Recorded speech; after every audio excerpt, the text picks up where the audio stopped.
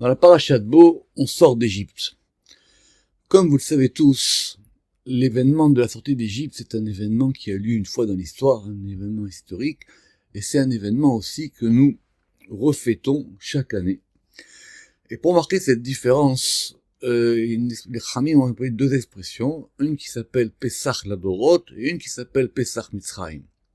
Pesach Mitzrayim, c'est la sortie d'Égypte telle qu'elle a eu lieu en Égypte, et qui a eu des règles particulières, à savoir par exemple la Brit Mila, à savoir par exemple le fait de mettre le sang sur les linteaux de la porte, et des règles qui ne s'appliquent donc plus dans ce qu'on appelle Pesach Ladorot, c'est-à-dire dans Pesach que nous faisons chaque année. Bien que les deux événements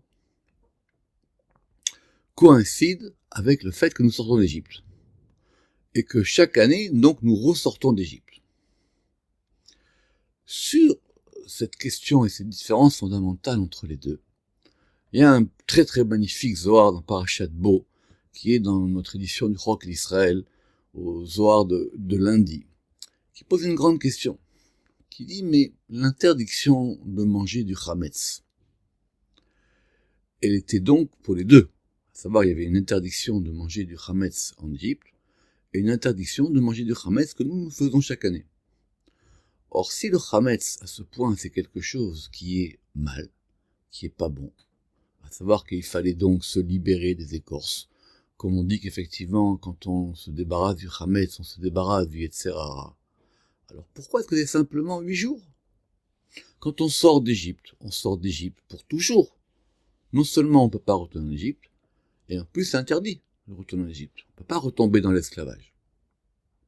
C'est une question très, très profonde, qui est étudiée dans le Zohar, qui a été reprise après par le Ramchal dans Derech Hashem, et qui comprend pas cet interdit de manger du Chametz pendant 8 jours. On n'a jamais vu dans la Torah un interdit alimentaire provisoire, à part celui du Chametz. Une chose qui est interdite, elle est interdite tout le temps.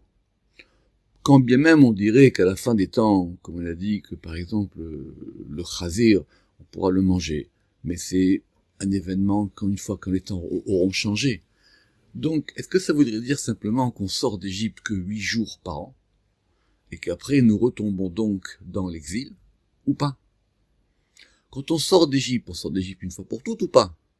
Si sortir d'Égypte, c'est se débarrasser du pain qui lève, du ferment, des choses qui fermentent en nous, qu'on doit se débarrasser de tous les degrés. C'est-à-dire qu'il y a un degré masculin, le Chametz, et un degré féminin, le Machmetzet. Donc il y a les deux degrés du Chametz. On doit se débarrasser de tout ça. Comment est-ce qu'on peut,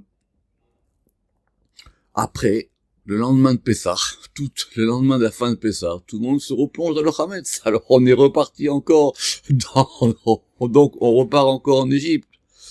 Sur ça, le Zohar il dit, à Marley, c'est une discussion qu'il y a là-bas, Kol zimna d'itchayev barnash l'itchaza garme ben chorin, achi starich.